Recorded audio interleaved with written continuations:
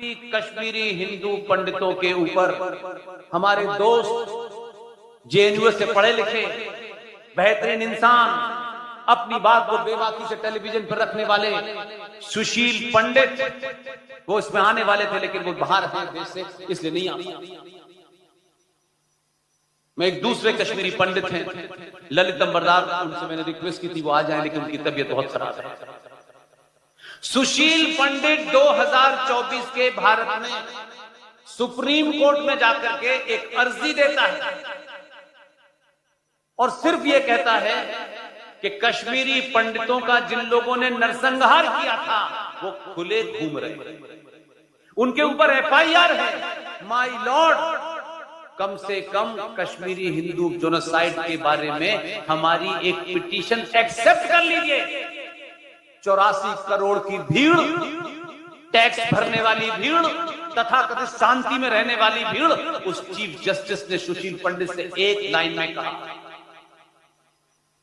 कि it's to late, अब हमारे पास कोई प्रमाण नहीं है कि इस पे और पिटीशन रिजेक्ट कर, पता नहीं। लेकिन उसी सुप्रीम कोर्ट का पाखंड बताता हूं। एग्जैक्ट एक हफ्ते बाद एक सुप्रीम कोर्ट में पिटीशन दाखिल हुई और उस पिटीशन में कहा गया कि गांधी के 3 गोलियां नहीं 4 गोलियां लगी थी। सुप्रीम कोर्ट ने पिटीशन एक्सेप्ट कर ली।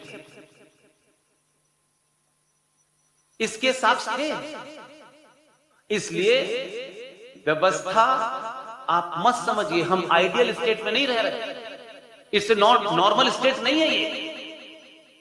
इस देश की व्यवस्था को कुछ लोगों ने सड़कों पे निकल के, कभी इलाहाबाद के अंदर एक ब्राह्मण परिवार की 3 बेटियों का स्लाइस बना के छोड़ के चला जाता है, कभी लखनऊ की सड़क पे कमलेश तिवारी के टुकड़े कर देता है। वो बीच में जिसका अक्सर ये बात करते हैं रत्नू जी, अकस्मात हिंसा की जो बात करते हैं, उन्होंने इन हत्याओं के कारण इस देश की व्यवस्था को डरा दिया है। इसी डर का कारण है कि नुपुर शर्मा पिछले लंबे समय से अंडरग्राउंड है।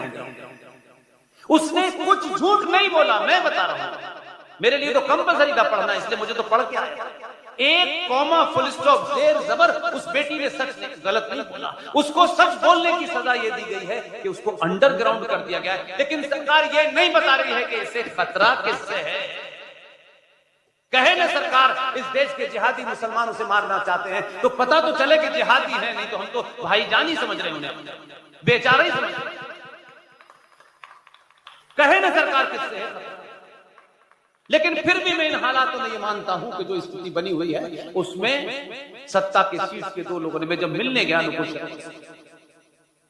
अभी कोई महीने 1.5 महीने पहले, वो मिलना चाहता, मैं उनसे मिलने गया, इतने सारे सिक्योरिटी के बाद वो अंदर है। मैं सोचता हूं कि एक लड़की जिसने कोई जीवन में गलती नहीं की, ठीक ठाक पढ़ने लिखने वाली लड़की, सुप्रीम कोर्ट में प्रैक्टिस करने वाली लड़की, दिल्ली विश्वविद्यालय की प्रेसिडेंट रहने वाली लड़की, उसने एक कॉमा फुल स्टॉप गलत नहीं बोला, लेकिन उसको सजा इस बात की नहीं मिल रही है कि उसे अंडरग्राउंड रहना पड़ा। उसे सजा इस बात की मिल रही है कि ये 120 करोड़ समाज भीड़ बनकर रह गया है। उसका डर कुछ भी नहीं है कि उसकी बेटी को सच बोलने के कारण उसको अंडरग्राउंड रहना पड़ा है, और वो अंडरग्राउंड रहे। इसीलिए जोधपुर में हत्या किया, ये डराया गया कि उसकी तस्वीर भी अगर किसी ने लगाई तो हम उसे मार मार।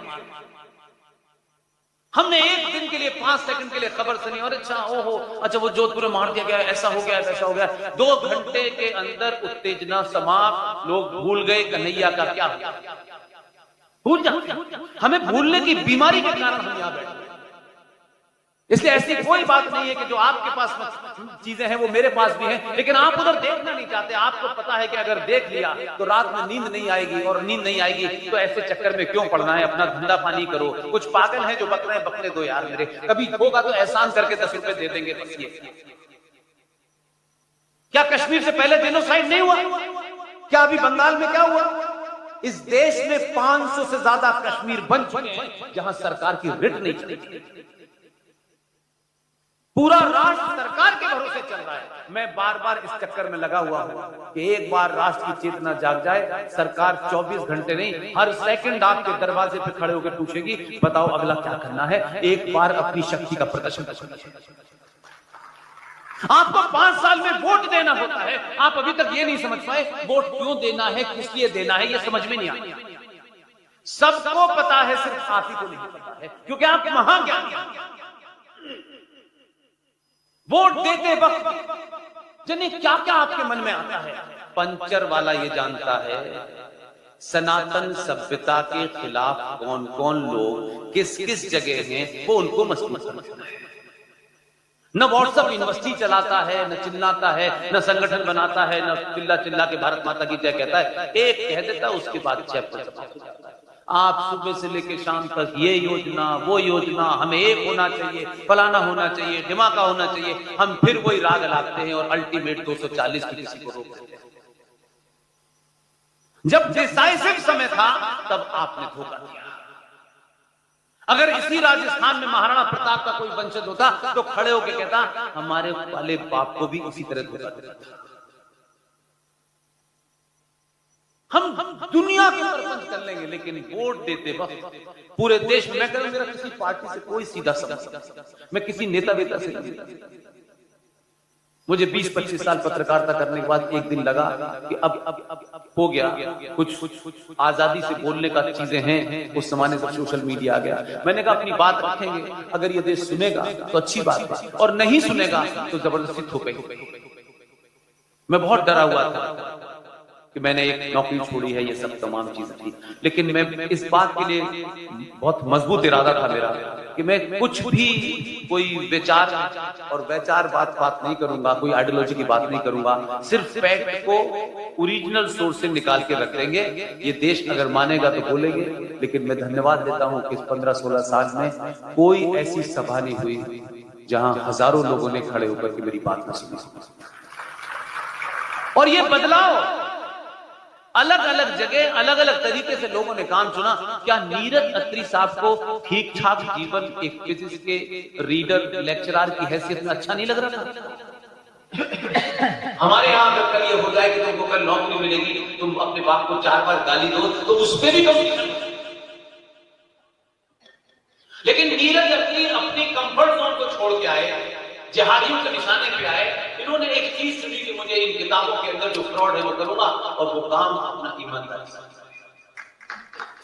लेकिन ये समाज को पूछना नहीं चाहिए कि हम सोने का मुकुट 5 किलो सोना, 10 किलो सोना, कितना करोड़ रुपया मंदिर में चढ़ाने जाते हैं। कभी मंदिर के उस पंडित से जाने का नहीं, पंडित जी ये तो सोने का जो हम मुकुट चढ़ा के दे गए थे, ये कहां रखा है? गणेश जी तो पहनने,